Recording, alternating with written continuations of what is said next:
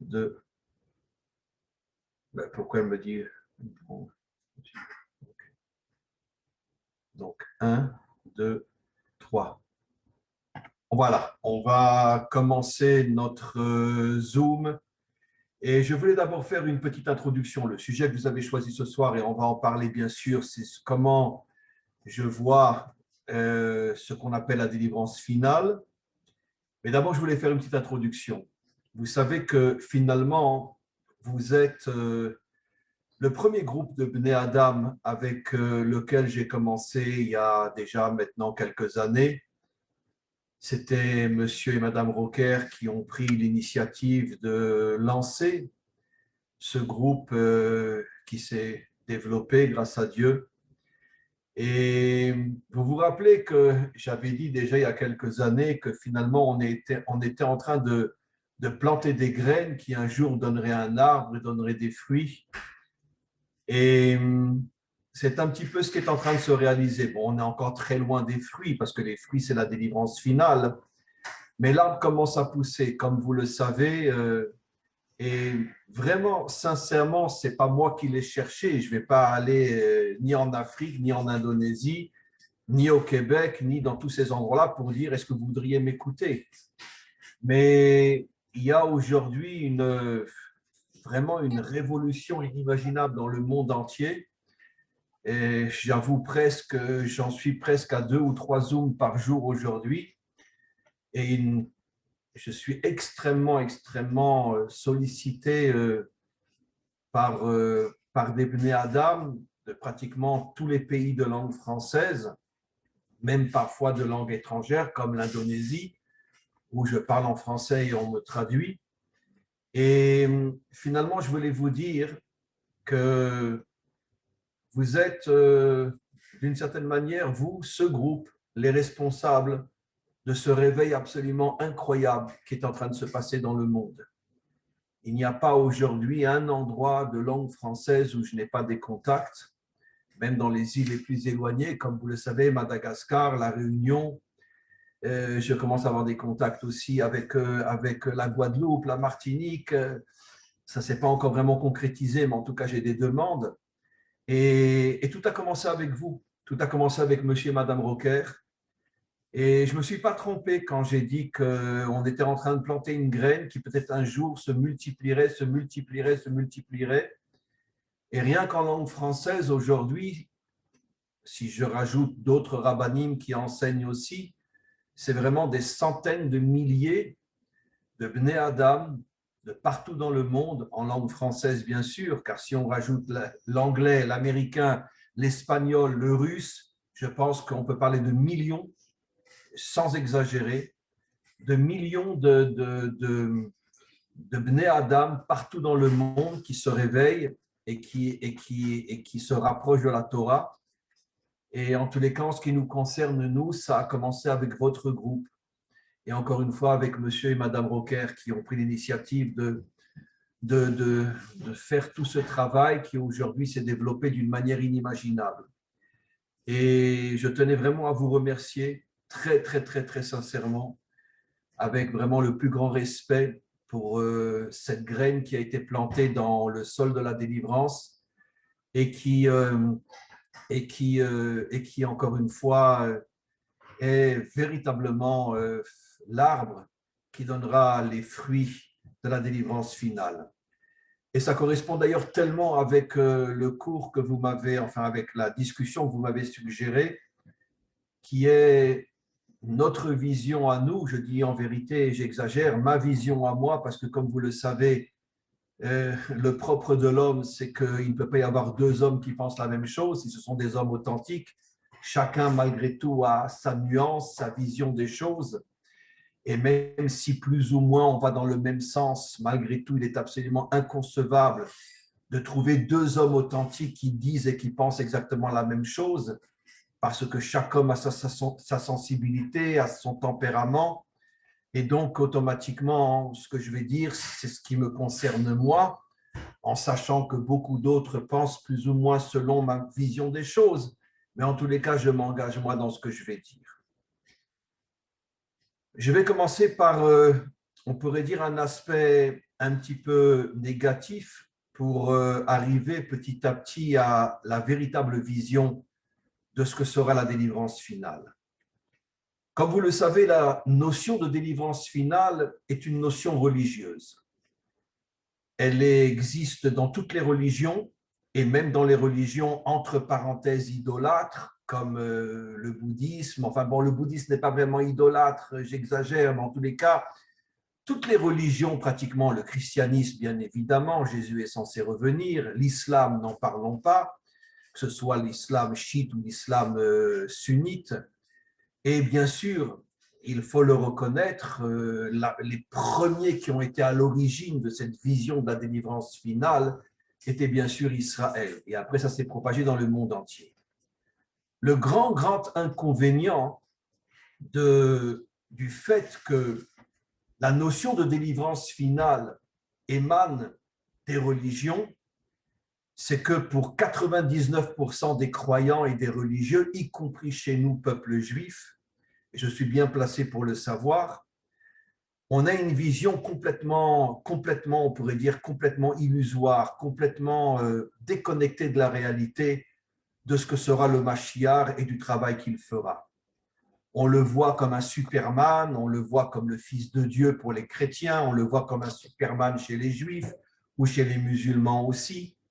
On le voit comme quelqu'un qui va arriver avec une baguette magique et qui va faire 2 petits coups de baguette magique et qui va transformer le monde entier. J'exagère, mais il y a une vision très religieuse, donc très métaphysique, très mystique, très au-delà de la réalité qui présente le Mashiach et son travail. Je pense que ceux qui suivent mes cours le savent, il est vrai que ces derniers temps, j'insiste beaucoup sur ces notions anti-religieuses parce qu'on vit dans une époque aujourd'hui où on pourrait dire la laïcité d'un côté et la religion de l'autre sont en train de prendre un pouvoir inimaginable qui, les deux, d'une certaine manière, sont en train de détruire, on pourrait dire, l'homme authentique, que ce soit la dimension laïque qui nous a vidés de toute intériorité en nous plongeant dans un monde virtuel, toute la technologie d'aujourd'hui. Regardez toute la jeunesse aujourd'hui, elle est toute la journée sur son portable, avec Instagram, avec Facebook, avec ci, avec ça. Et puis bon, la dimension religieuse aussi est extrêmement dangereuse parce qu'elle nous maintient dans un nuage complètement utopique, complètement, on pourrait dire, irréel, comme une drogue qui nous fait aspirer à des fantasmes qui ne se réaliseront jamais. C'est vrai pour toutes les religions, que ce soit la religion musulmane, la religion chrétienne, la religion juive et quantité d'autres. Les religions, malheureusement, comme je l'ai souvent expliqué dans mes cours, aussi incroyable que ça puisse être, les religions ont le même point commun, c'est le venin du serpent qui veut détruire l'humanité tout entière. Pourquoi? En nous faisant vivre dans une bulle imaginaire, dans un espoir qui ne se réalisera jamais, pour finalement nous maintenir dans une situation de croyance qui ne repose sur rien dans la réalité. Je parle des religions, je ne parle pas de la Torah. Malheureusement, comme je l'ai enseigné déjà de nombreuses fois dans mes derniers cours, la vraie Torah est complètement cachée, elle a pratiquement complètement disparu du peuple juif. Dans chaque génération, il y a peut-être une dizaine de maîtres authentiques qui sont encore attachés à la vraie Torah, mais 90% du peuple juif croyant est attaché à la religion juive, qui n'a pas beaucoup de différence avec la religion chrétienne, la religion musulmane, n'importe quelle religion.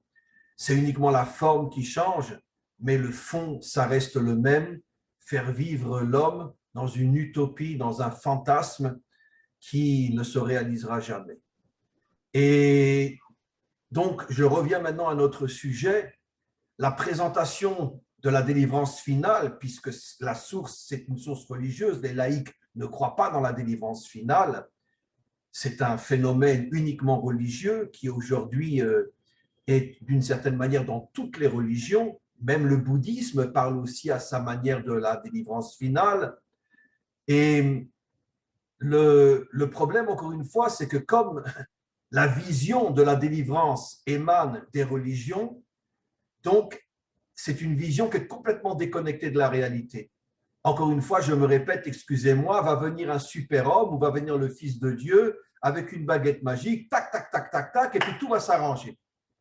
Et tous les imbéciles croient en cette imbécilité. Ce n'est pas vrai. Ça ne se passera pas comme ça. On a suffisamment chez nous de maîtres authentiques qui ont eu le courage d'aller à contre-courant, comme Maïmonide, par exemple, qui, comme on le sait, à son époque, était vraiment un homme qui allait à contre-courant. D'ailleurs, à tel point que beaucoup de rabbinim, surtout des rabbinim français, ont pris tous ses livres et ont fait une autodafé de ses livres, mais ils ne le connaissaient pas encore vraiment. Et quand, avec le temps, ils se sont rendus compte de qui était Maïmonide, qui vivait en Espagne, ils sont partis à pied pour aller s'excuser devant lui d'avoir brûlé ses livres. Et il y a eu d'autres, dans chaque génération, il y a toujours eu, en tous les cas chez nous, Israël, des maîtres qui allaient à contre-courant, qui étaient extrêmement critiqués par l'établissement religieux parce qu'ils n'acceptaient pas de rentrer dans le système qui est là pour endormir les gens, leur faire croire à tous ces fantasmes des religions. Et on en a eu dans chaque génération. Le Baal Shem Tov était extrêmement critiqué, Rabbi Nachman de Breslev était extrêmement critiqué, le Rabbi de Lubavitch, d'une certaine manière, était aussi pas mal critiqué par une grande partie de l'établissement de religieux et quantité d'autres. Et pourquoi? Parce que comme je l'ai toujours expliqué, la vérité va toujours à contre-courant de la majorité. Là où est la majorité est le mensonge. Là où est la minorité est la vérité. Et donc, c'est très dur de faire le choix de la vérité parce que je n'ai pas envie d'être seul, je n'ai pas envie d'être critiqué, je n'ai pas envie d'être marginalisé. C'est pour ça que la grande majorité des hommes et des femmes choisissent le chemin de la majorité, que ce soit sur le plan politique, sur le plan social et sur le plan religieux. Qui sont ceux qui acceptent de vivre seuls toute leur vie, d'être critiqués, d'être maudits, d'être insultés? Et ce n'est pas évident, ce n'est pas facile, mais ça, c'est le choix que nous devons faire dans ce monde.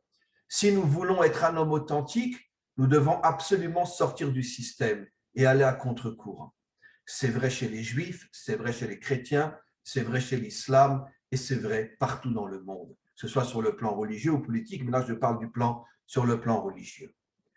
Et donc, la vision authentique des maîtres authentiques d'Israël concernant la délivrance finale est à l'extrême opposé de la vision religieuse. Le Mashiach ne sera pas le Fils de Dieu, ça ne sera pas un Superman, ça ne sera pas un magicien, ça ne sera pas un ange transformé en homme qui, avec 3 coups de baguette magique, va arranger le monde. Ça sera un homme comme vous et moi. La différence entre lui et nous, c'est que ça sera un homme qui aura une prise de conscience de la réalité vraie et de tous les problèmes qui se cachent dans la réalité, de toute la perversion au niveau des dirigeants, de toutes les perversions financières, de toutes les perversions au niveau individuel.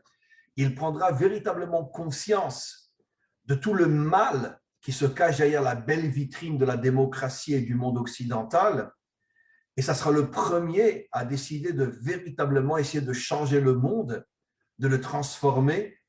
Et en deuxième comment dire en français, un schlav, oh mince, j'oublie mon français. Dans la deuxième étape, il essayera de recréer l'unité entre tous les hommes du monde. Commençons par la première étape. Un homme qui va prendre conscience que le monde va mal, que le monde va très très mal. Aujourd'hui, alors évidemment, l'occidental classique qui se dit « je gagne bien ma vie, j'ai 2 voitures, je vais au restaurant, j'ai des vacances », évidemment, lui se dit « il vive la démocratie ». Mais en vérité, il ne se rend pas compte à quel point il est vide, complètement vide. Il n'a rien, rien, rien, rien, rien. Il ne sait même pas pourquoi il existe. Un homme qui prend un petit peu conscience dans quelle situation on vit aujourd'hui se rend compte que le monde est en train de s'écrouler complètement. On est à la veille de la fin d'une civilisation. Exactement comme toutes les civilisations les plus puissantes qui ont disparu, babylonienne, perse, Grèce, romaine. Aujourd'hui, le monde occidental est en train plus ou moins de toucher à sa fin. Ça prendra encore 10 ans, 20 ans, 30 ans, mais je sais que je ne me trompe pas. Pourquoi? Parce que l'homme est complètement vide. On l'a vidé de toute idéologie, de toute vérité. Regardez la nouvelle génération, vous le voyez aussi bien que moi.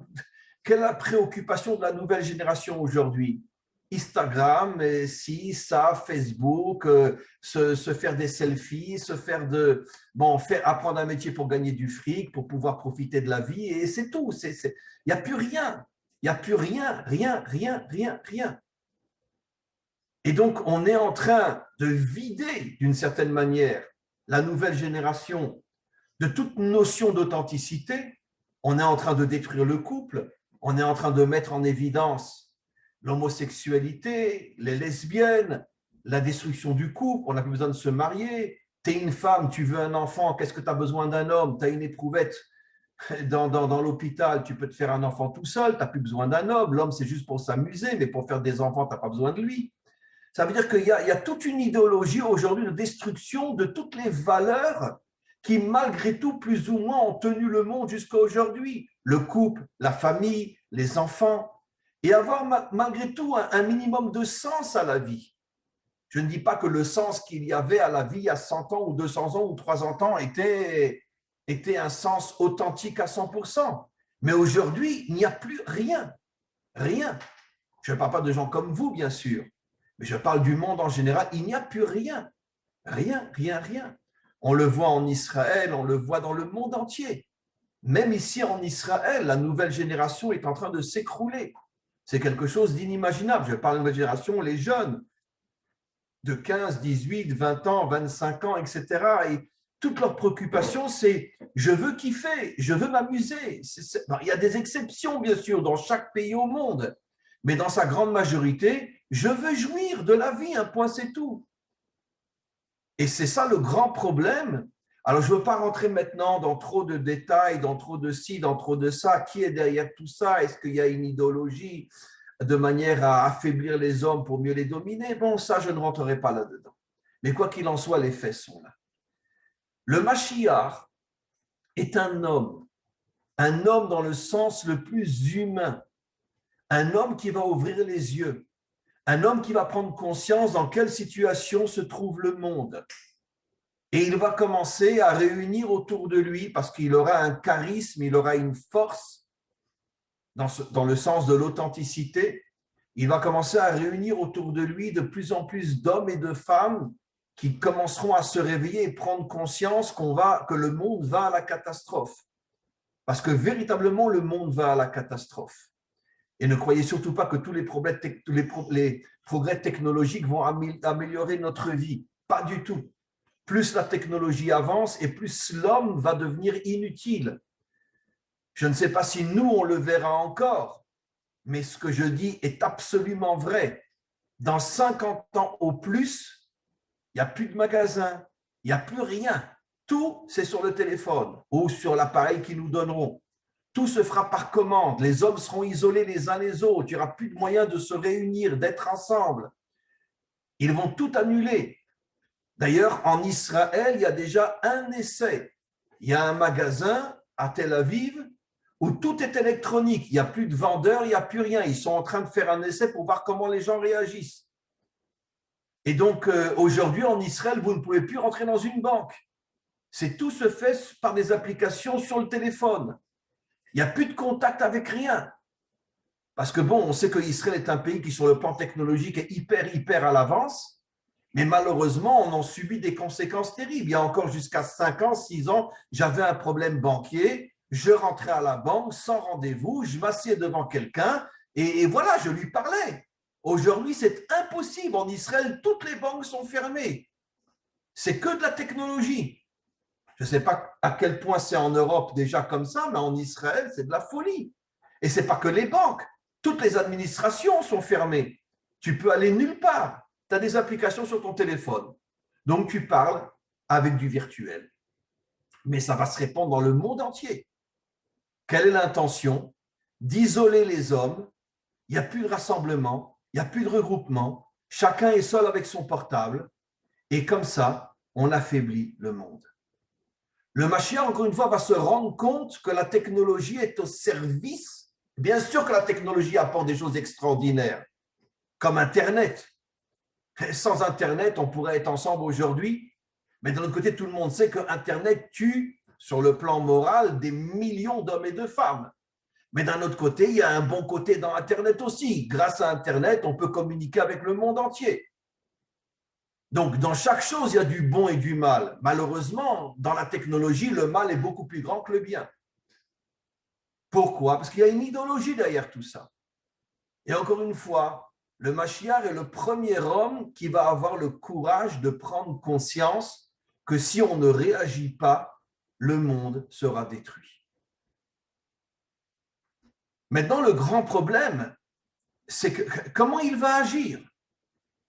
Alors, ce que nos maîtres authentiques refusent d'une manière absolue, et ce qui est malheureusement, on pourrait dire, l'hymne de toutes les religions, tout seul, il va réussir.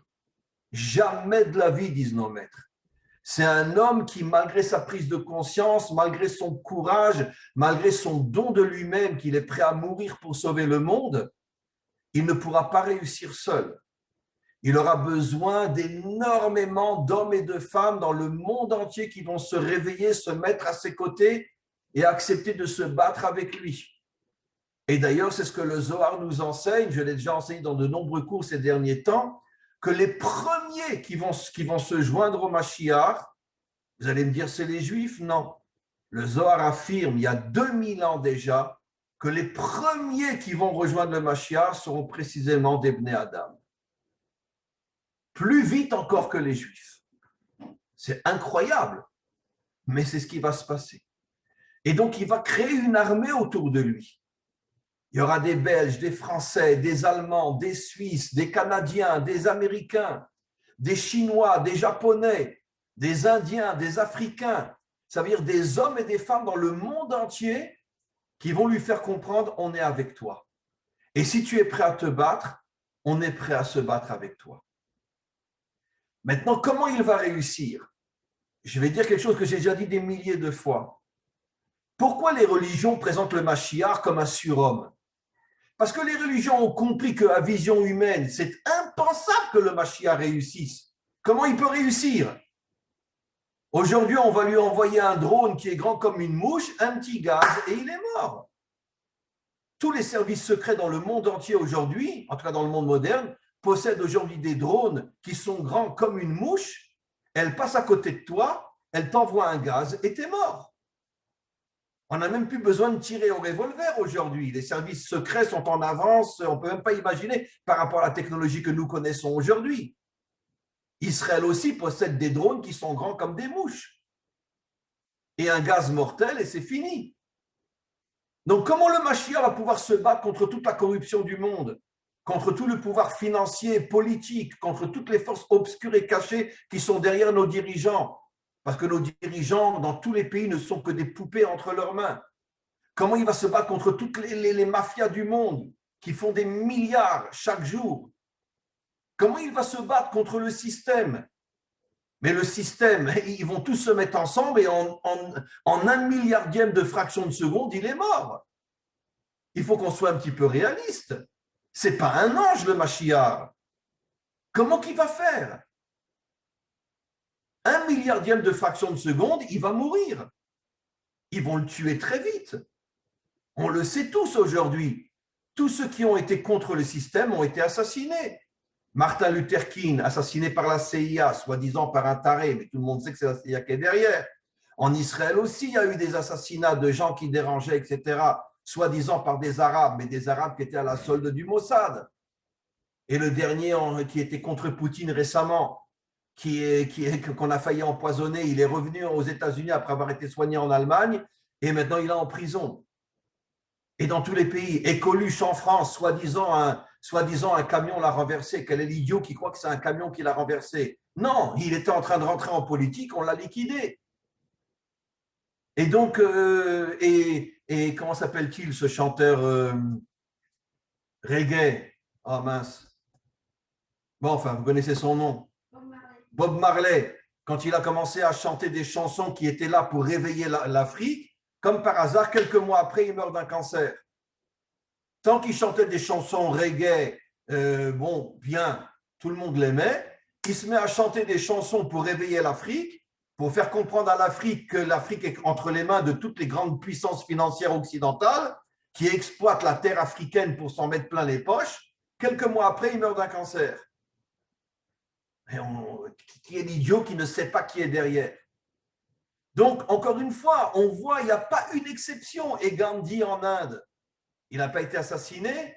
Dans tous les pays du monde, dès que quelqu'un va contre le système, il est assassiné. Et d'une certaine manière, même avec ma manière à moi de parler, qui était Jésus? Je ne parle pas d'une manière chrétienne, mais nous, on sait qui était Jésus. C'était un juif révolutionnaire qui a voulu se révolter contre les Romains. Les Romains l'ont crucifié. Et ça fait 2000 ans qu'on fait croire que c'est les Juifs. Et jusqu'à quand? Tout le monde sait que les Romains ont crucifié des millions d'hommes et de femmes et d'enfants. La crucifixion est un supplice romain. Qu'est-ce que les Juifs ont en vain dans la crucifixion de Jésus? Au contraire, beaucoup de Juifs étaient avec lui, car il faisait partie de ces révolutionnaires qui voulaient foutre les Romains dehors d'Israël. Les Romains l'ont su, ils l'ont crucifié. Donc même lui, il est mort parce qu'il voulait aller contre le système. Mais ça, 90% des chrétiens ne le savent pas parce qu'on ne leur raconte pas la vraie vérité. Qui était-il en vérité? Un antisystème, et c'est pour ça qu'ils l'ont crucifié. Les Romains, pas les Juifs.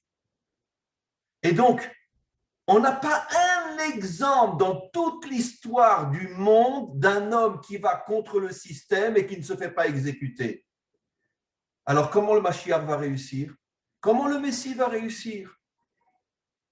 Eh bien, la différence est, et c'est ce que nous commençons à voir aujourd'hui, mes amis, c'est que le Mashiach va comprendre que s'il n'a pas avec lui une armée de millions et de millions d'hommes et de femmes de tous les pays qui font la révolution dans leur propre pays, il ne pourra pas réussir.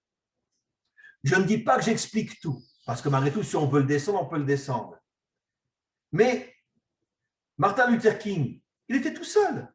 Ah, il avait quelques centaines avec lui, mais contre la CIA. Gandhi, il avait quelques centaines avec lui, mais il était tout seul. Et tiens, et pourquoi Mao, il a réussi? Parce que Mao, il avait des millions avec lui. Il est arrivé à faire tomber le système qui était avant lui. Je ne dis pas qu'il est meilleur que le système qui était avant lui, mais en tout cas, il avait des millions avec lui. Il a compris que tout seul, il ne réussirait pas. Il faut réveiller les hommes et les femmes. Et ça va être le premier travail du Mashiach, un travail humain, un travail réel. Il va réveiller dans le monde entier des millions d'hommes et de femmes à qui il va faire prendre conscience de la situation dans laquelle le monde se trouve. Et quand ces millions d'hommes et de femmes vont se réveiller, les différents gouvernants et gouvernements qui sont à la solde de toutes ces forces obscures qui veulent nous dominer, les gouvernants et les forces obscures vont comprendre que le problème est très, très, très sérieux. Parce que si c'est juste le Mashiach avec 100 hommes ou 10 hommes avec lui, allez, on le liquide en 5 minutes, comme on a liquidé Martin Luther King. Mais si c'est un homme qui arrivera à réveiller des millions d'hommes et de femmes dans le monde entier, c'est déjà beaucoup plus compliqué. Parce que les gens vont refuser de continuer à être comme des moutons. Comme je le dis toujours, quelle est la plus grande dictature de toute l'histoire humaine?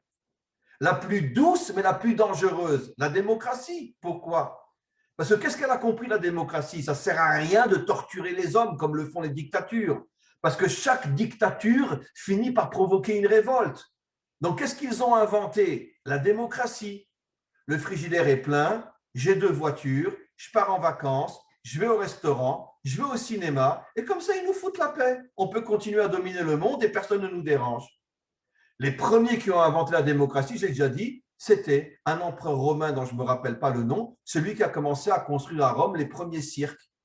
Et c'était en pleine guerre, quand Rome était en pleine conquête du monde. Il a été convoqué au Sénat, regardez dans Google, vous verrez quel était son nom, et le Sénat l'a engueulé, lui a dit, mais attends, mais t'es malade, tu dépenses des millions pour construire des cirques, alors qu'on a besoin de cet argent-là pour nos soldats, pour conquérir le monde entier. Et qu'est-ce qu'il a répondu en une phrase, et il a convaincu le Sénat? Il a dit, si vous voulez qu'on reste au pouvoir, il faut que le peuple nous fiche la paix. Et pour que le peuple nous fiche la paix, donnez-lui à manger, donnez-lui des plaisirs, des boîtes de nuit, des cinémas, la télévision, et comme ça, on peut faire ce qu'on veut. Et le Sénat a compris qu'il avait raison. C'est ça la racine de la démocratie. Finalement, Rome est aussi, d'une certaine manière, la racine du monde occidental. Et c'est le premier à l'avoir compris. Et aujourd'hui, ça marche très fort. Personne n'a envie de se révolter. Pourquoi? Mon frigidaire est plein. Pourquoi tu veux que je me révolte? J'ai de quoi manger. Je suis très bien. Et la religion prend le relais. Le Messie viendra. Et en attendant, qu'est-ce que je fais? Je bouffe et je m'amuse. Voilà. Et personne ne fait rien pour changer le monde. Donc, encore une fois, ce qu'expliquent nos maîtres, c'est que le Mashiach ne sera pas un super-homme, ce n'est pas un Superman, c'est un homme comme vous et moi, mais qui aura une prise de conscience inimaginable de la situation dans laquelle se trouvent les peuples dans le monde entier. Et il va réussir, grâce à son charisme, à sa détermination et surtout à son authenticité, il réussira à ramener avec lui des millions d'hommes et de femmes dans tous les pays du monde. Et là, les gouvernements vont commencer à comprendre qu'ils sont en danger. Maintenant, nos maîtres vont plus loin. Contrairement à beaucoup de religions qui expliquent que le Mashiach va venir, il va se mettre sur une colline, il va commencer à parler, et tout le monde va dire waouh, waouh, waouh, waouh, waouh. Nos maîtres ne disent pas comme ça. Nos maîtres nous disent qu'il va engager un combat réel contre toutes les forces mauvaises de ce monde. Il y aura une véritable guerre que le Mashiach va mener, comme un véritable soldat, contre toutes les puissances financières, contre toutes les puissances politiques, contre tout l'établissement religieux qui est à la solde du politique et à la solde de la finance. On le sait très bien. On ne sait pas que l'institution la plus riche au monde aujourd'hui, c'est le Vatican. On ne le sait pas. On fait semblant de ne pas savoir. Moi, je le sais. Parce que, entre autres, mais tout le monde le sait. J'étais en contact avec, comme vous le savez, avec Don Alberto, le chef prieur de la basilique Saint-Pierre au Vatican. Il est rentré au Vatican à l'âge de 17 ans. J'ai fait des vidéos avec lui. Le jour où je l'ai connu, c'est lui qui m'a connu grâce à des cours que je donnais. Et il est venu en Israël de nombreuses fois et on était ensemble. Un homme exceptionnel, un homme à en pleurer de sa grandeur, de sa… Et pourtant, ça ne me dérange pas qu'il était catholique, hein, parce que moi, ce n'est pas ça que je regarde. Moi, je regarde l'homme. L'homme, un homme fabuleux. Quand je l'ai connu, il avait 85, 86 ans. Il a été menacé de mort plusieurs fois quand les cardinaux ont appris qu'il écoutait mes cours. Une fois, un cardinal est venu le voir, il m'a raconté, le cardinal lui a dit, vous savez, Don Alberto, à votre âge, si vous ne vous réveillez pas un matin, personne ne se posera la question pourquoi. Lui m'a dit clairement que l'institution la plus riche au monde était le Vatican. Ils ont des possessions dans le monde entier. Dans le monde entier. Des immeubles, des maisons, des terrains, des ci, et sans compter tout ce qui se passe. Je ne peux pas dire tout ce que je sais parce qu'il m'a dit de ne pas tout raconter, mais je vous garantis, je ne mens pas. Je sais des choses que je ne peux pas dire comme ça officiellement parce que bon, je tiens un petit peu aussi à ma santé. Mais c'est incroyable ce qu'il m'a raconté, Don Alberto. Un homme qui a passé pratiquement 70 ans au Vatican sans en sortir. Il savait tout sur le Vatican. Un jour, je lui ai demandé, mais Don Alberto, pourquoi vous êtes devenu le chef prieur de la basilique Saint-Pierre? Pourquoi vous n'êtes pas devenu un cardinal? Il m'a répondu, un cardinal? C'est ce qu'il m'a dit. Il m'a dit, mais moi, je suis un vrai catholique, moi. Je suis un vrai catholique. Moi, je ne voulais pas devenir cardinal parce que les cardinaux ne sont pas des catholiques. C'est des hommes d'argent, des hommes politiques et c'est tout. Il y a des exceptions peut-être, mais globalement, il m'a dit non, j'ai refusé de devenir un cardinal parce que moi, j'étais un vrai croyant, un vrai catholique. Voilà ce qu'il m'a répondu. C'est des choses folles. Et il a été menacé de mort. Je vous dis franchement, il me l'a raconté lui-même. Il a été menacé de mort. Quand ils ont commencé à comprendre qu'il avait des liens avec Israël, avec des Juifs, il a été menacé de mort. Mais il n'a pas cédé, il a continué, finalement, ils ne l'ont pas tué. Et donc qu'est-ce que je veux dire par là? Que si on est seul ou avec quelques centaines ou quelques milliers, on ne réussira pas à changer le monde. Il faut d'abord des millions avec soi. Après, il faut partir en guerre contre toute la mafia de ce monde, la mafia religieuse, la mafia politique, la mafia sociale, toutes les mafiotes de ce monde. Et Maïmonide dit clairement dans son livre que la deuxième étape du Mashiach, première étape, c'est de rassembler un maximum d'hommes et de femmes autour de lui. Deuxième étape, c'est de partir en guerre contre toute la corruption de ce monde. Et ça sera une vraie guerre physique, ce n'est pas une guerre avec la bouche, une vraie guerre. Et la troisième étape, reconstruire le monde. Reconstruire le monde, reconstruire, ça veut dire en nettoyant le monde, y compris en nettoyant toutes les croyances de tous les mensonges qui habitent toutes les croyances, y compris le judaïsme, qui est bourré de mensonges lui aussi. Encore une fois, le judaïsme n'a rien à voir avec la Torah. Le judaïsme, c'est la religion des Juifs, comme le christianisme, c'est la religion des chrétiens, mais toutes les religions ont en commun qu'elles nous mentent. Elles ne nous disent pas la vérité.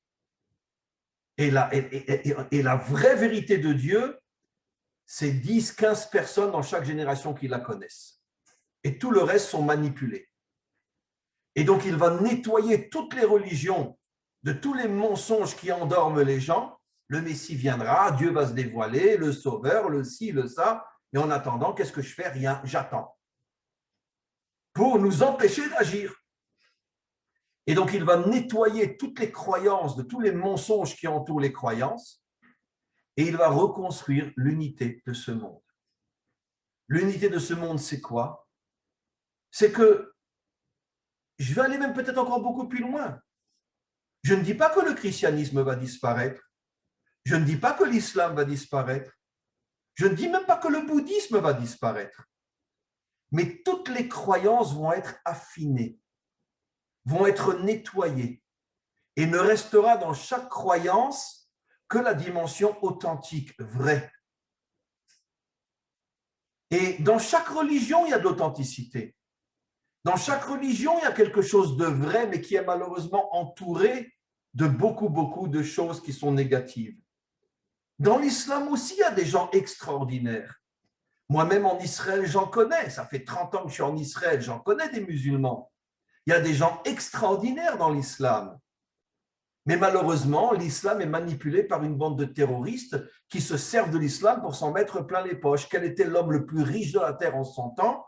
Mais tout son argent, c'était du noir, qui n'était bien sûr pas officiel. Arafat. Quelle est la fille la plus riche du monde aujourd'hui? La fille d'Arafat.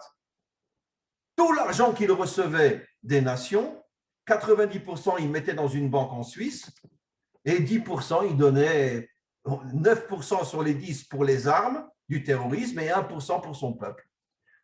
Voilà. Bien sûr, regardez, vérifiez, vous verrez. Vous verrez. Regardez où la femme de Arafat vit aujourd'hui, dans le plus bel appartement du 16e qu'il y a à Paris. C'est un appartement qui vaut peut-être, je ne sais pas moi, 50 millions d'euros, j'en sais rien. D'où est cet argent-là? Donc, l'islam est manipulé par des terroristes qui se servent de Allah pour pouvoir uniquement se faire du pognon. C'est tout. Aussi détruire Israël, mais surtout se faire du pognon. C'est vrai partout. Donc, encore une fois, recréer l'unité du monde, ce n'est pas, comme je le dis toujours, la différence fondamentale entre l'unité et l'uniformité. C'est-à-dire, on ne va pas tous être pareils. Quoi, tous les peuples vont croire en Dieu de la même manière, mais même à l'intérieur des Juifs, ça n'existera jamais. 2 Juifs, 3 discussions, 10 discussions. Et évidemment que les différences vont rester. Évidemment que les approches vont être différentes, mais elles seront toutes vraies. Le christianisme va être purifié de tout ce qui est faux. Le judaïsme va être purifié de tout ce qui est faux. L'islam va être purifié de tout ce qui est faux.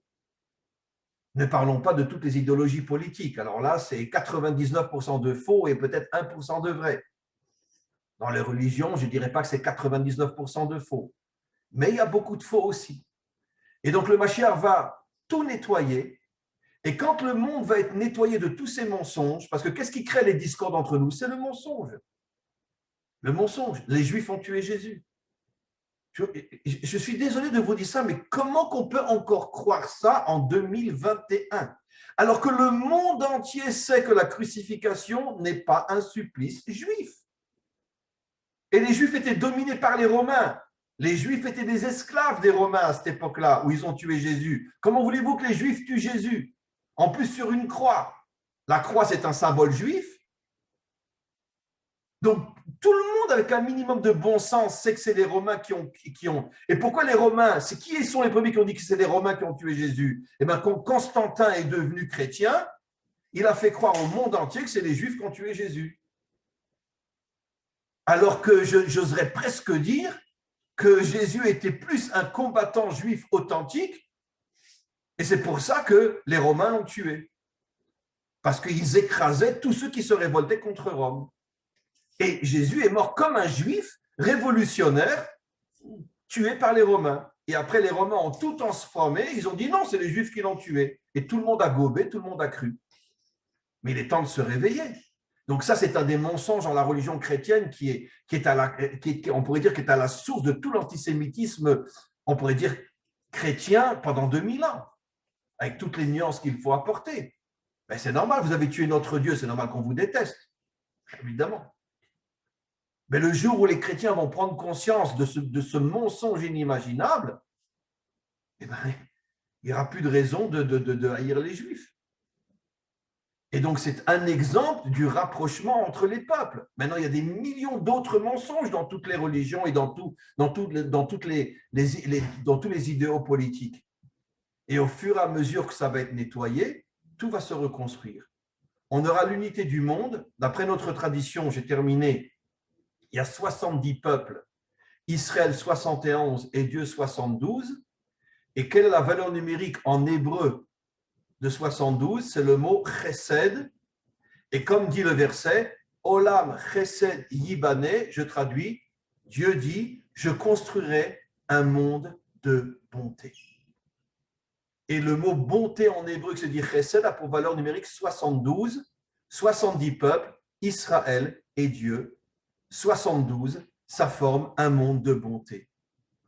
Un monde où un juif rencontrera un chrétien. On n'est pas les mêmes, mais on se respecte, on s'aime. Un musulman rencontrera un chrétien, un juif rencontrera un musulman, on rencontrera un bouddhiste, peu importe. Un homme de droite rencontrera un homme de gauche. Mais comme toutes les idéologies mensongères seront nettoyées, il ne restera que l'authenticité, et l'authenticité permettra la réunification du monde. Et c'est ça, le dernier travail du Mashiach, qui est encore une fois un monde d'unité, un monde où finalement, tous ceux qui sont différents les uns des autres se respecteront. Comme je dis souvent, parce qu'on regardera l'homme avant de regarder sa pensée. Le grand problème de toute l'histoire humaine, c'est qu'on regarde la pensée avant de regarder l'homme. Et comme on le sait, il y a des hommes extraordinaires partout. Et alors, et même si un homme se prosterne devant Bouddha, peut-être que dans la vie de tous les jours, c'est un homme fabuleux, peut-être encore 1000 fois mieux qu'un rabbin ou qu'un curé. T'en sais rien, tu le connais dans sa vie. Alors c'est vrai, à tes yeux, il fait une bêtise. Il se prosterne devant une statue. Très bien, c'est idiot, c'est insensé. Mais sur le plan humain, ça peut être un homme extraordinaire. Mais qu'est-ce que font tous les hommes aujourd'hui? Je regarde ton idée. Tu es un idolâtre, crève. Mais peut-être que dans sa vie de couple, dans sa vie de famille, avec ses amis, il est meilleur que toi. Alors pourquoi tu lui dis crève?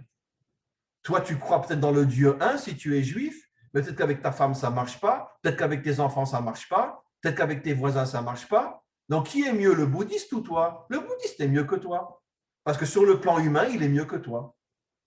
Donc, il faut regarder l'humain. Il ne faut pas regarder la pensée. Attention, je ne dis pas qu'il faut adhérer à des pensées qui sont fausses. Mais ne pas juger l'homme en fonction de ses pensées, juger l'homme en fonction de son humanité. Et ça sera le grand, grand travail du Mashiach, de révéler qu'il y a des millions d'hommes et de femmes dans le monde qui sont des gens extraordinaires, même si tu n'es pas d'accord avec leurs pensées. Mais ce sont des gens extraordinaires. Et c'est comme ça que va se recréer l'unité. Donc, il y a une question à laquelle je n'ai pas encore vraiment répondu, c'est comment le Mashiach va arriver jusqu'au bout, sans être assassiné. J'ai commencé à répondre en disant que le fait qu'il y aura des millions d'hommes et de femmes avec lui, ça va peut-être le protéger. Et les gouvernants vont peut-être commencer à se poser des questions, que le monde est en train de nous échapper. Et c'est peut-être pour ça qu'il va pouvoir s'en sortir. Mais voilà, j'ai exposé donc encore une fois ma vision des choses par rapport à la délivrance finale. Encore une fois, une vision très objective, très terre à terre, très concrète. Et ce que je vous demande plus que tout, c'est de vous nettoyer de tous les mensonges des religions qui vous présentent le Messie comme un surhomme qui, avec 2 coups de baguette magique, va résoudre tous les problèmes de l'humanité. C'est le plus grand mensonge jamais émis sur Terre. Mais vraiment, c'est pas du tout ça. Ça va être un homme d'action, un homme véritable qui va mettre sa vie en danger, qui va aller de pays en pays pour rassembler un maximum d'hommes et de femmes avec lui, jusqu'à ce que des millions le suivent. Et à ce moment-là, il commencera son véritable travail. Voilà, mes amis, on peut maintenant passer à quelques questions avec un très, très grand plaisir. Je voudrais vous écouter. J'espère qu'il y a des questions. Alors, qui lève la main? Steve. Il faut ouvrir le micro de Steve. Steve. Oui. Voilà. Qu'en est-il des miracles? Parce que je suppose que le Mashiach, il bénéficiera de miracles pour être protégé, vu qu'on voudra l'assassiner, le tuer, il bénéficiera certainement de miracles, non? Le problème, c'est que vous parlez avec quelqu'un qui n'est ni un rabbin ni un arabe. Les miracles, je m'en fous. Je n'y crois pas. D'accord? C'est une invention des religions. C'est de la bêtise totale. Mais je vais quand même préciser. Les miracles tels que les religions en parlent, c'est de la foutaise totale. Vous voulez que je vous donne un exemple? L'ouverture de la mer. Tout le monde croit à un miracle inimaginable. Les Juifs sont devant la mer s'ouvre. Regardez les versets. Les versets vous prouvent que ce n'était pas un miracle dans le sens surnaturel. Toute la nuit, un vent très très fort a soufflé sur la mer, disent la Torah. Et tous les commentaires posent la question, mais si c'est Dieu qui ouvre la mer, qu'est-ce qu'il a besoin que pendant 12 heures, un vent très très fort souffle sur la mer? Et ce vent-là est la vitrine cachée de Dieu pour faire croire que finalement l'eau a été repoussée grâce à ce vent. Et la preuve, si ça avait été un miracle absolu, comment se fait-il que l'armée égyptienne rentre dans l'eau? Mais elle sait très bien que si c'est Dieu qui ouvre la mer, il peut la refermer sur eux. Pourquoi ils sont rentrés? Tous nos maîtres nous disent parce qu'ils ont cru que c'était un phénomène naturel. Le vent a soufflé sur l'eau. Et le vent, avec sa puissance, est arrivé à repousser l'eau. Et donc, ils se sont dit, si la nature ne fait pas de différence entre les Juifs et les Égyptiens, donc si eux peuvent rentrer, nous, on peut rentrer aussi. Qu'est-ce qu'a fait Dieu? Il a caché son miracle derrière un phénomène naturel. Et ça, c'est un exemple fondamental, Steve. Le miracle tel qu'en parlent les religions n'existe pas. C'est une pure invention des soi-disant représentants de Dieu qui se prosternent devant leur nombril. Tous les miracles authentiques sont cachés derrière une apparence naturelle parce que Dieu ne veut pas dans ce monde se montrer comme un Superman. Ça n'existe pas. Dieu, on pourrait dire d'une certaine manière, se met à la hauteur de ce monde. Et comme ce monde est un monde, entre parenthèses, dirigé par la nature, même lorsque Dieu fait un miracle, il le cache à l'intérieur de phénomènes naturels. Maintenant, sachez que le rabbi de Lubavitch, l'ancien, a expliqué clairement dans quantité de textes et d'enseignements qui sont écrits, et j'ai ces livres ici, il a expliqué que la délivrance finale se fera uniquement avec des miracles complètement cachés dans les lois de la nature. Ça veut dire que, je vais donner un exemple simple. Vous avez vu le film Schindler? Comment il s'appelle? Schindler, l'Allemand Schindler qui a sauvé des milliers de Juifs. Il y a un moment où on voit un Juif accroupi, il y a un officier allemand qui vient avec un revolver pour lui tirer dessus, dans la tête. Et le revolver ne marche pas. On lui en donne un autre et le deuxième ne marche pas. Et finalement, il est tellement énervé, il donne un coup de pied à ce Juif et il dit « Retourne dans ta baraque », dans un camp de concentration. Mais évidemment que c'est un miracle. 2 revolvers, il n'y a pas une balle qui sort. Et on le voit dans le film Schindler. Évidemment que c'est un miracle, mais un miracle complètement caché dans la nature.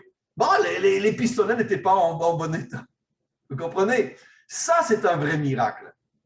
Mais un miracle tel que les religions nous en parlent, d'accord?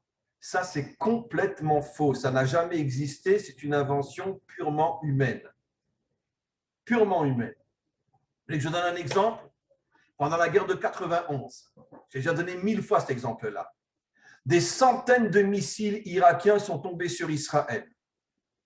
Des immeubles entiers sont tombés, avec tous les habitants dedans. Il n'y a pas eu un mort. Il n'y a pas eu un mort. Il y a eu quelques blessés, mais pas un mort. Le dernier missile envoyé par les Irakiens est sur une base américaine en Arabie Saoudite. Vérifiez tous mes propos. Plus de 200 morts dans la base américaine. Comment c'est possible? Des immeubles entiers tombent dans toutes les villes d'Israël, pas un mort. C'est-à-dire, avec les grues et les tracteurs, on récupérait les gens, mais ils sortaient vivants. Un missile sur une base militaire en américaine en Arabie Saoudite, plus de 200 morts. En 91. Comment c'est possible? Comment c'est possible? Mais le problème, ça n'a pas été un miracle que tout d'un coup, on a vu un ange qui a attrapé le missile dans le ciel et puis qui l'a mis dans sa poche. Ça, c'est les miracles des religions qui sont là pour nous endormir avec toutes leurs bêtises. Bien sûr que c'est un miracle que 50 immeubles s'écroulent et qu'il n'y ait pas un seul mort en Israël. Bien sûr, c'est un miracle, mais un miracle caché dans la nature. Alors, le Mashiach bénéficiera de ce genre de miracle, mais pas des miracles visibles dans le sens, encore une fois, dans le sens religieux du terme. Des miracles cachés dans la nature. Parce que Dieu ne se manifeste pas comme un Superman. Comprenez? Voilà. Ça veut dire qu'il est peut-être possible qu'une fois, ils voudront liquider le Mashiach. D'accord? Mais le drone ne fonctionnera pas. Quand il passera à côté du Mashiach, le drone qui est grand comme une mouche, il voudra envoyer son gaz, ça ne sortira pas. C'est possible. Ça, je peux y croire. Le gaz ne sortira pas. Mais alors les ingénieurs diront, ben, ce drone était défaillant. Mais ce que nous, on sait, c'est que c'est Hachem qui a décidé que le gaz ne sortirait pas. Mais c'est un miracle caché dans la nature. Ça, c'est les vrais miracles. Les miracles cachés dans la nature. Ouais. Donnons un exemple simple. Excusez-moi. Mais quel est le plus grand miracle qu'un homme peut vivre dans sa propre vie? Eh bien, lorsqu'il rencontre son âme sœur. Ça veut dire son épouse. D'après notre tradition, et c'est la vérité vraie, la véritable épouse, c'est la demi-partie de son âme. Puisque l'âme, avant de descendre dans ce monde, elle a un côté féminin, un côté masculin. Après, l'âme est séparée, le féminin tombe dans une femme, le masculin tombe dans un homme. Très bien. Mais comment ils vont se retrouver? Comment ils vont se retrouver?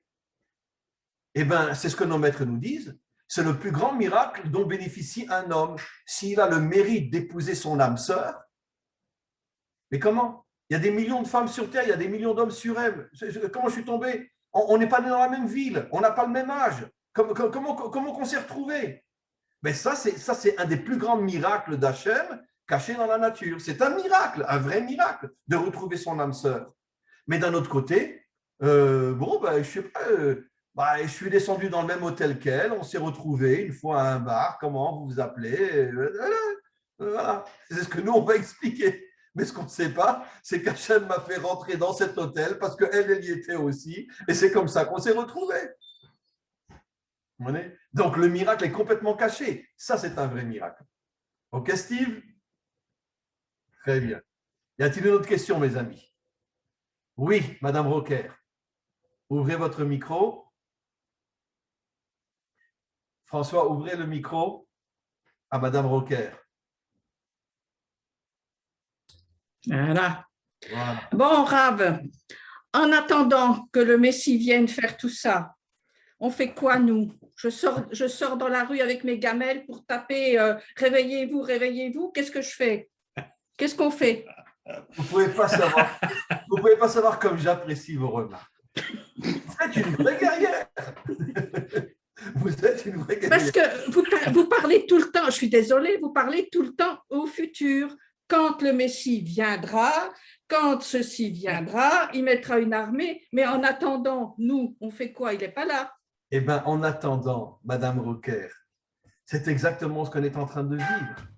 On a commencé il y a 4 ou 5 ans, je ne me rappelle pas, d'accord, avec les Bnei Adam. On était combien? On était quoi? 5, 6, 10? Aujourd'hui, rien qu'en ce qui me concerne, moi, je suis en contact avec combien de Bnei Adam dans le monde? Des milliers. Et ça a commencé avec vous deux. Ça veut dire, oui, on a fait quelque chose. On a fait quelque chose en ce sens que on a commencé, vous savez, quand j'ai lancé mon site il y a une douzaine d'années, je pouvais imaginer, bien que je savais qu'il allait aller partout, mais je pouvais imaginer que des, entre parenthèses, je n'aime pas le nom, mais que des non-juifs allaient m'écouter. Qu'est-ce qu'ils vont faire chez un rabbin? Bon, bien que j'aime pas le mot rabbin, c'est une insulte pour moi, mais peu importe. Mais en tous les cas, comment je pouvais imaginer? Et puis tout d'un coup, je commence à me rendre compte qu'il y a des dizaines, des centaines, des milliers, avec les années. Aujourd'hui, vous savez que sur mon site, aujourd'hui, j'ai entre 300 000 et 400 000 vues par mois. La majorité, c'est des Bnei Adam.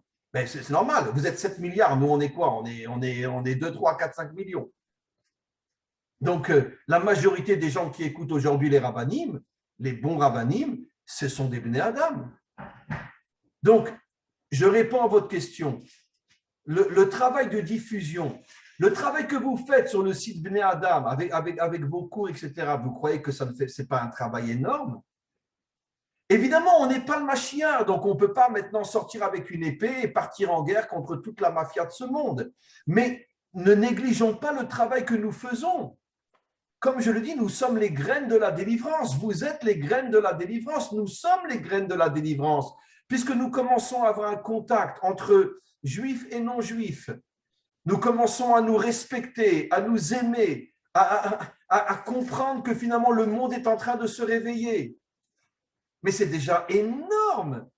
Jusqu'il y a encore 12 ans, il y a eu un rave avant moi, un an avant moi qui a commencé, c'est le Rav Ron Shaya. Mais lui, avec tout le respect que je dois, parce que c'est un homme extraordinaire, il n'a pas beaucoup de non-juifs qui le suivent, parce que bon, lui, il a un discours, on pourrait dire, très, très juif. Mais moi, j'ai été le deuxième à commencer un site, un an ou deux après lui. Donc, il y a 12 ans. Jusqu'il y a 12 ans, il y avait un juif, un non-juif quelque part dans le monde qui se serait imaginé écouter un cours de Torah d'un rabbin. Il dit, mais attends, mais la Torah, ça ne m'intéresse pas, je ne suis pas un youpa, moi. D'accord?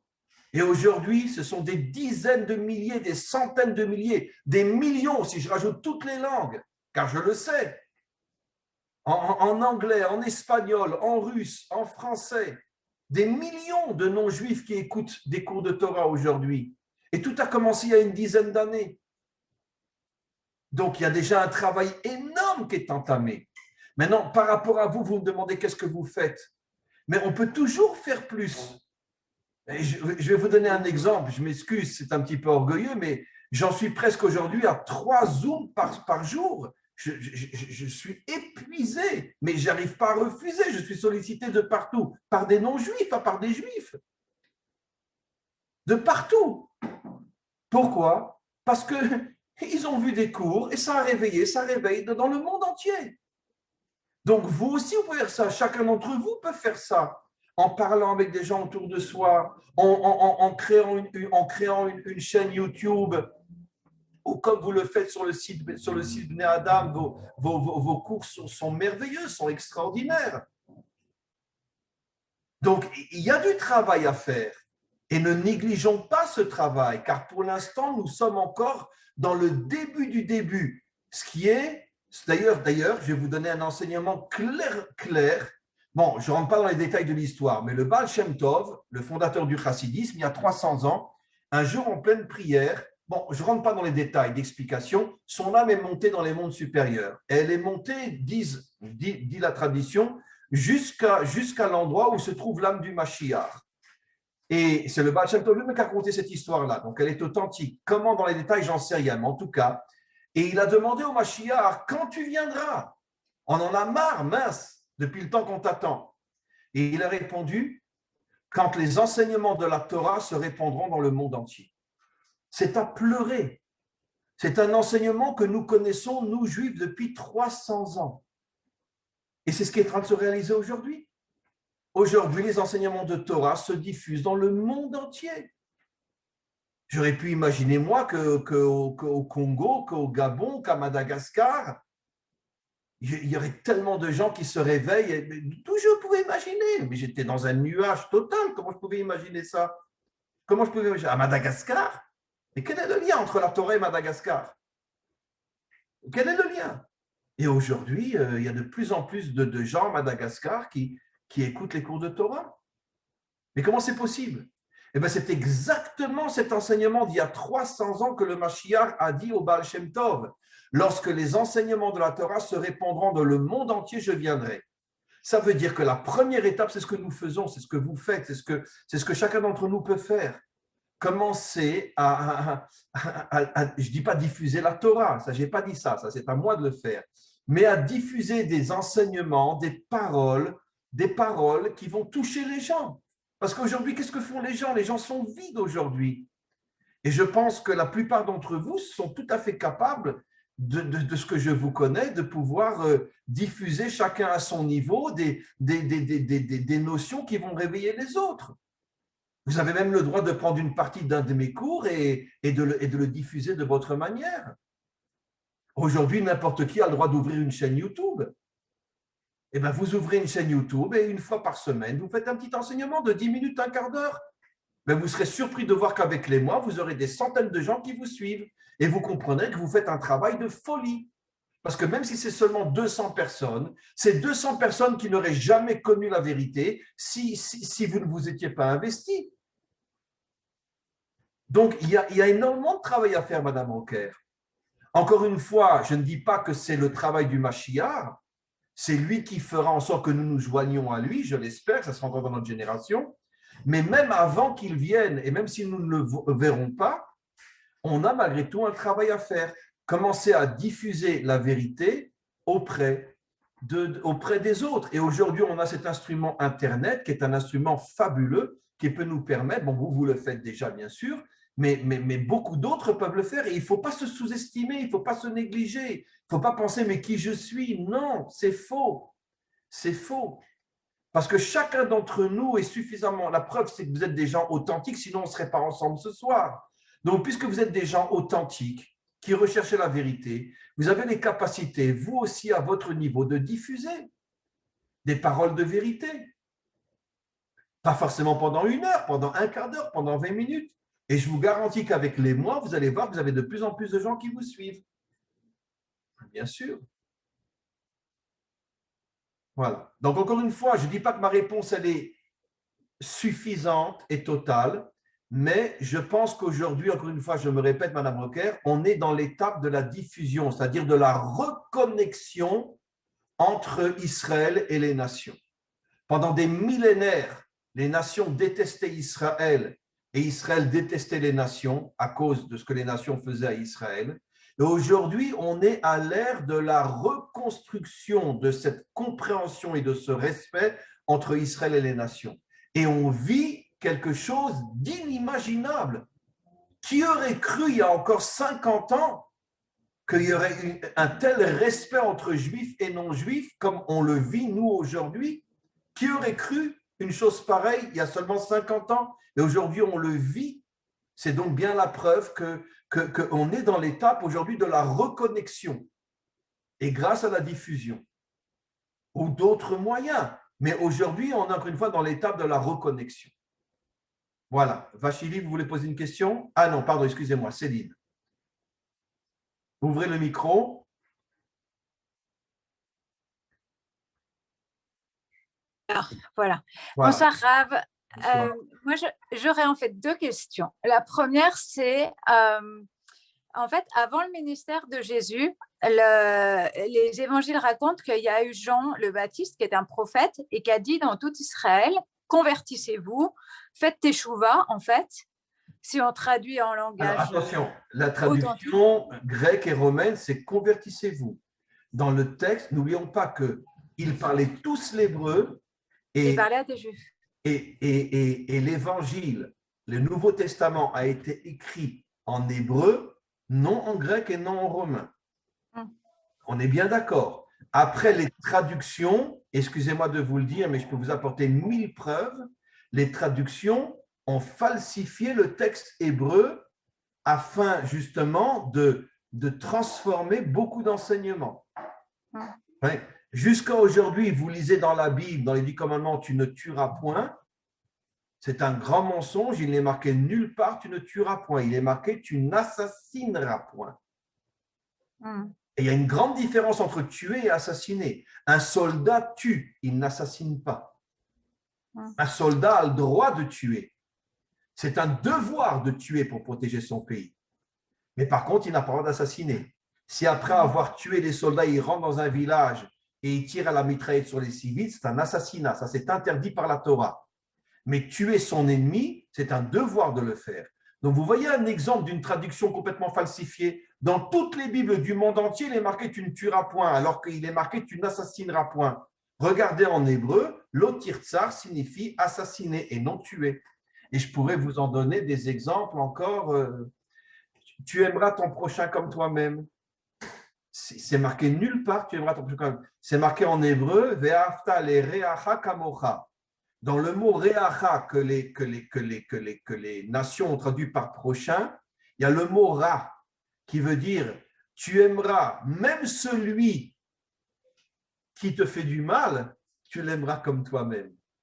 Ça veut dire la différence est énorme parce que ce verset nous apprend à nous unir même à des gens qui sont différents de nous. Alors que tu aimeras ton prochain comme toi-même, ça veut dire que tu aimes ton nombril, celui qui est proche de moi, celui qui est comme moi.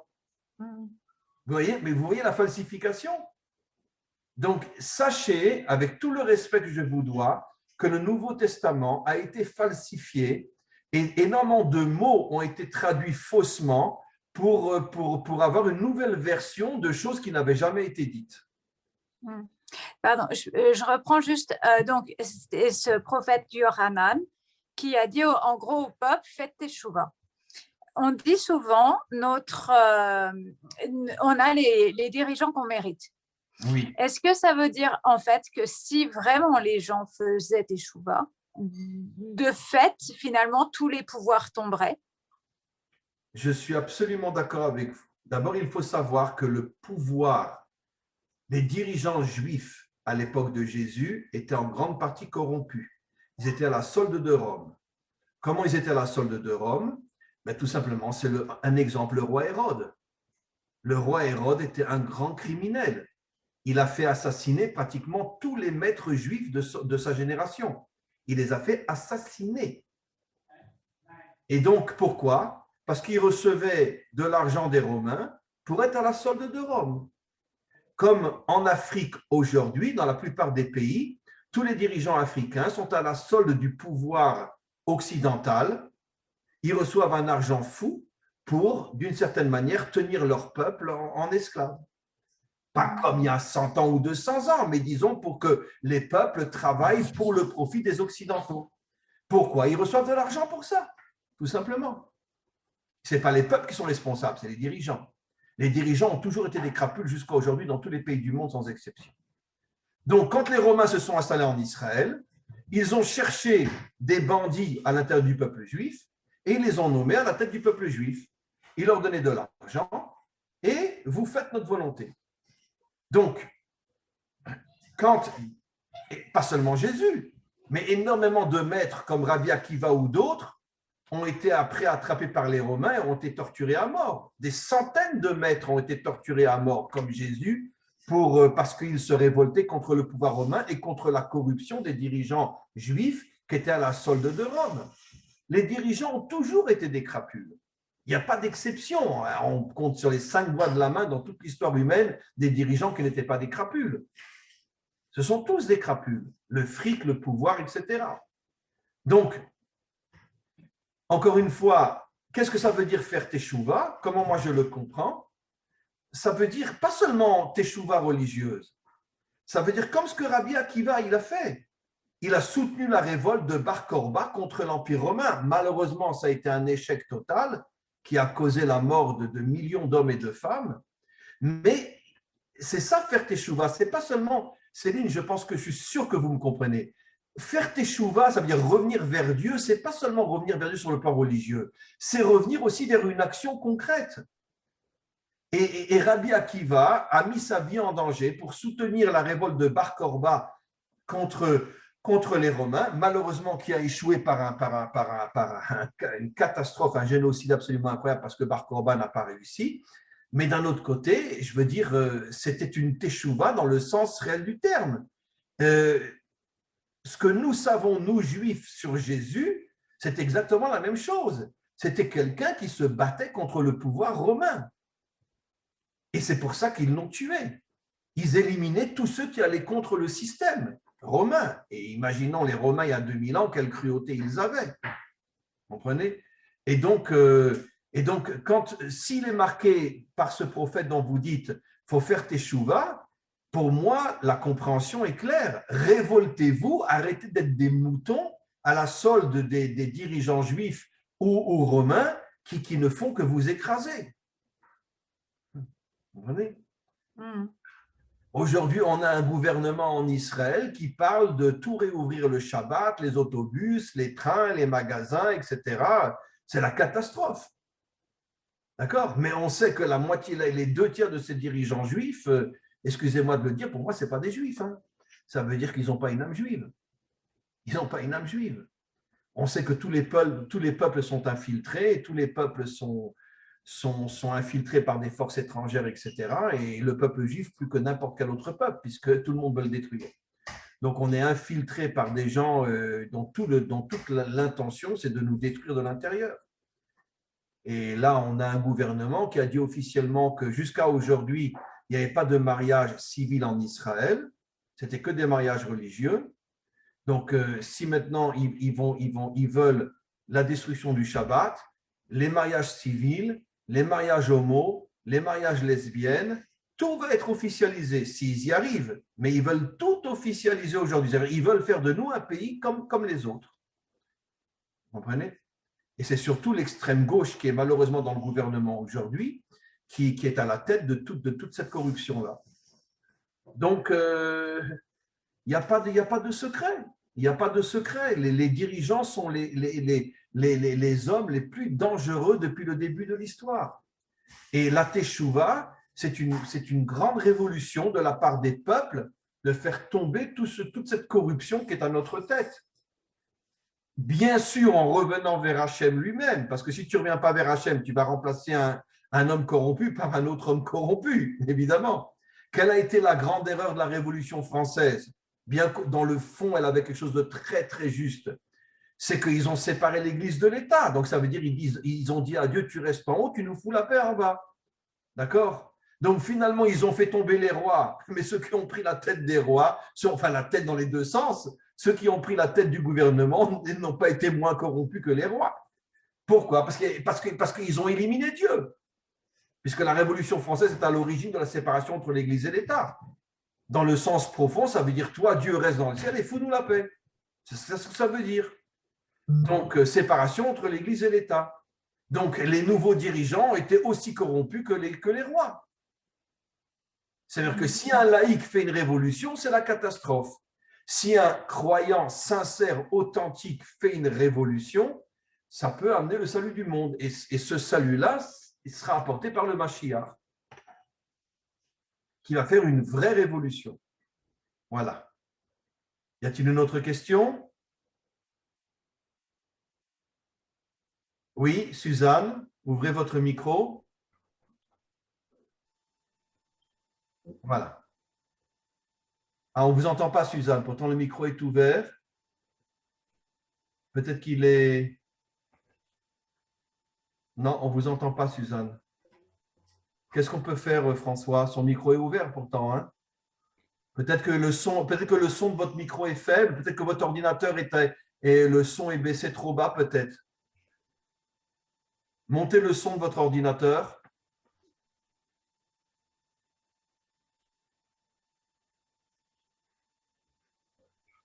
Vous n'avez pas quelqu'un qui pourrait vous aider dans l'appartement?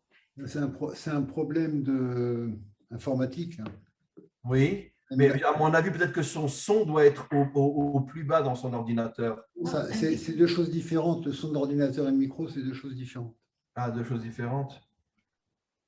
Bon, je suis désolé, Suzanne, mais on ne vous entend pas. Il y a Jean-Luc et Marie-Claire qui voulaient poser une question, je crois.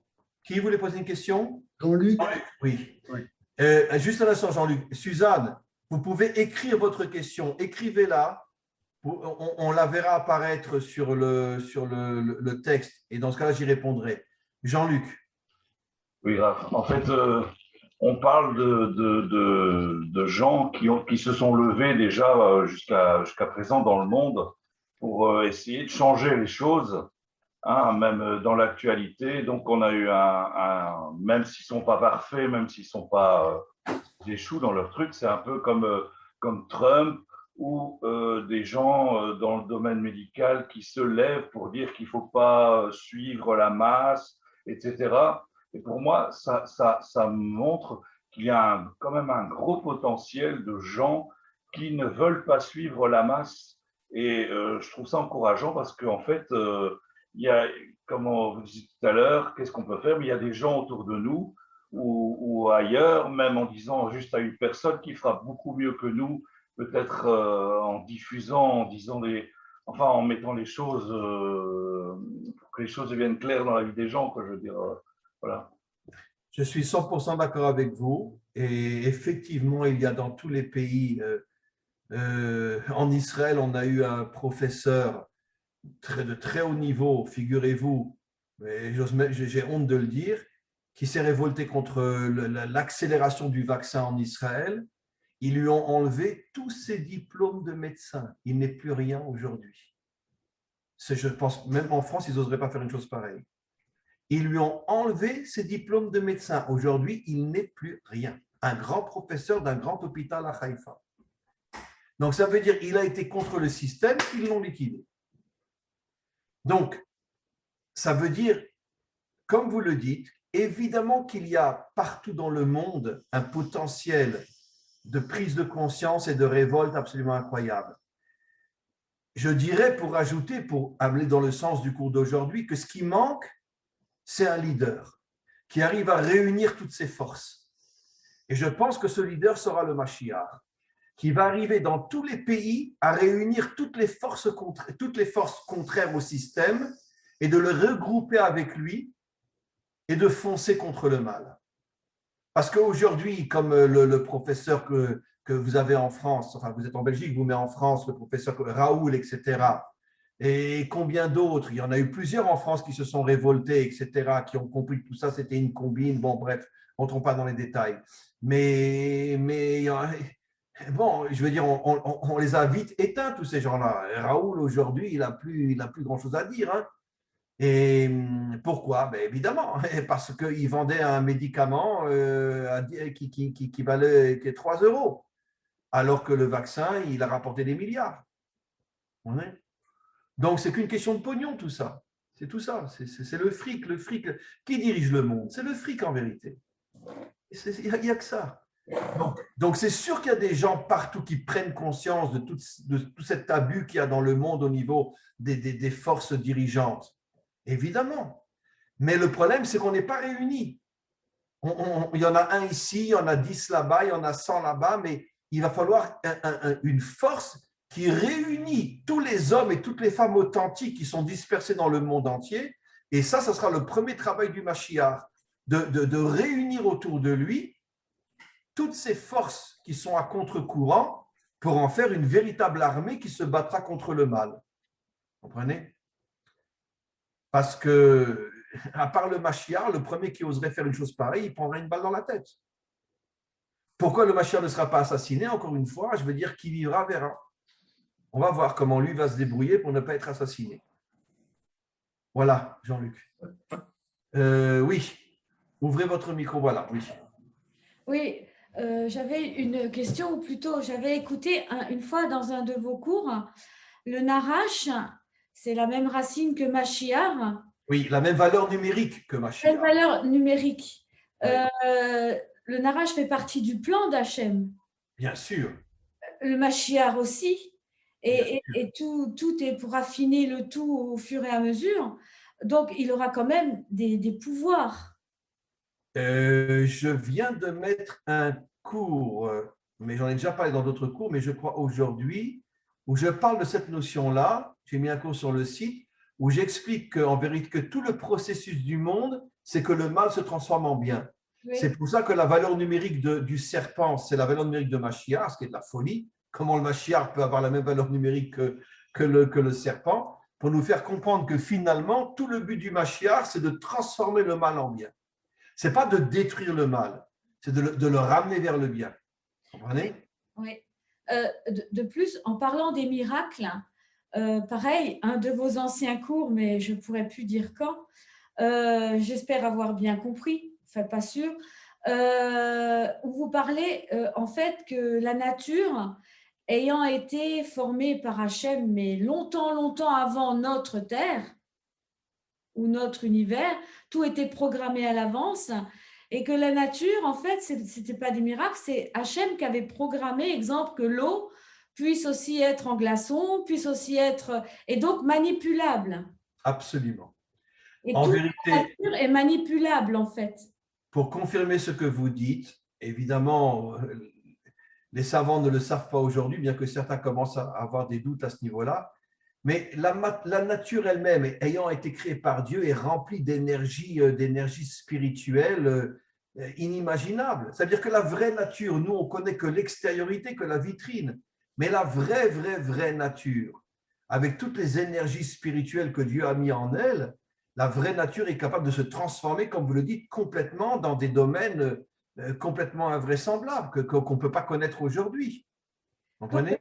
Le Mashiach, il aura toutes ces connaissances-là. Je pense qu'au fur et à mesure, le Mashiach arrivera à maîtriser la nature. D'ailleurs, c'est très intéressant ce que vous dites, parce que c'est une réponse finalement à mes questions sans réponse.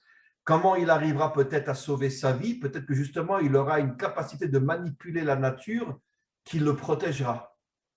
Ça veut dire que, par exemple, si on lui envoie un drone, il sera capable de le transformer en ami et non en ennemi.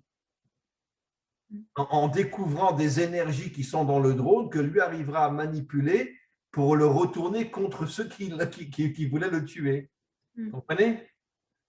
On peut le comprendre comme ça aussi. Ce n'est pas exclu du tout qu'il aura une compréhension de tous les secrets de la nature qui lui permettront de retourner la nature contre ses ennemis. Oui, absolument. Vous savez, regardez, je vais vous donner un exemple. Simplement, avec votre permission, il est déjà chez moi 9h30, encore quelques minutes et on va arrêter parce que j'ai le droit de vous dire que je suis épuisé, parce que c'est mon 3e cours aujourd'hui, je suis mort. Mais bon, donnons un exemple. Regardez les miracles que Moshe fait en Égypte. C'est des miracles surnaturels. Il amène les sauterelles, il amène des bêtes sauvages,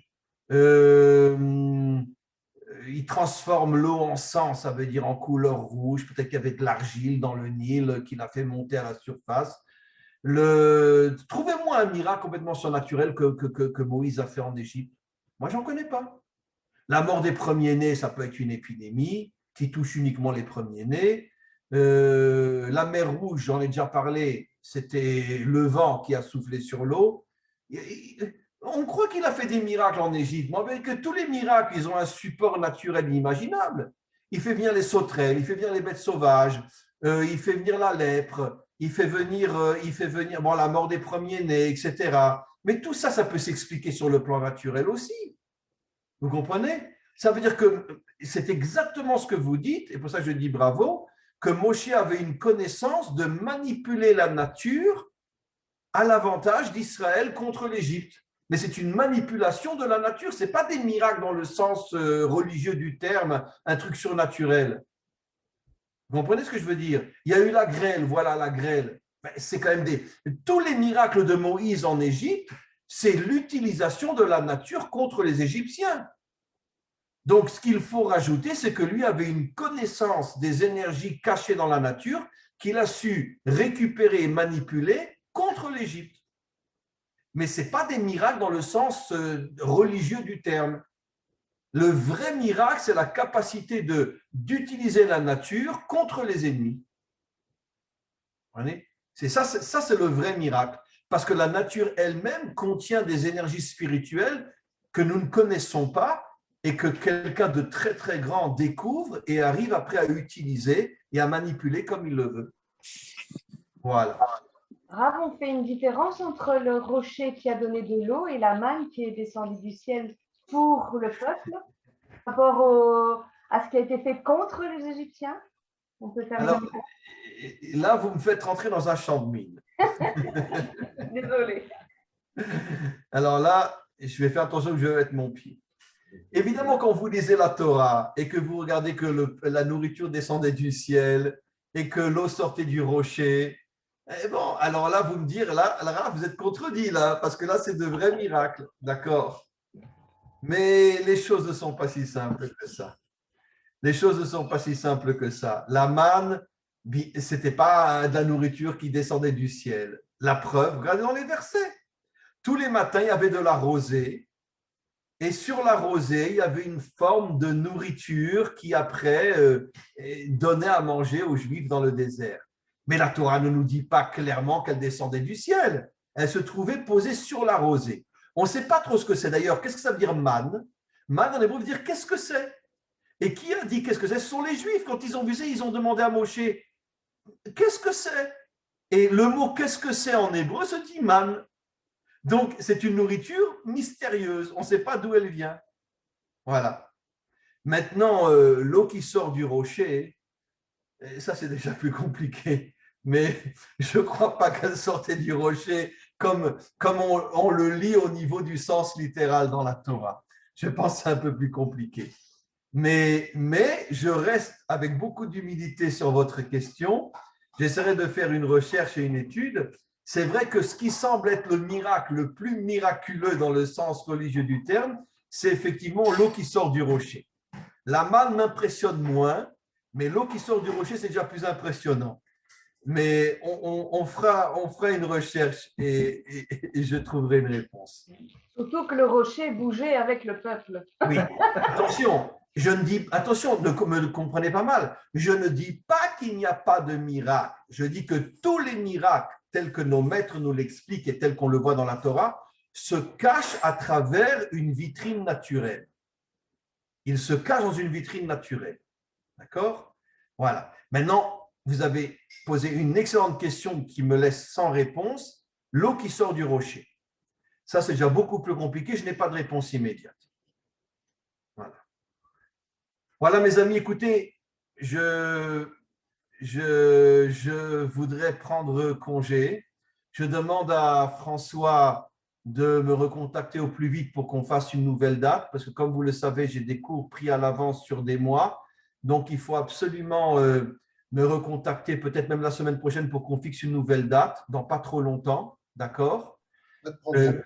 Voilà, bien que, attention, le problème, c'est que à partir du 18 juillet,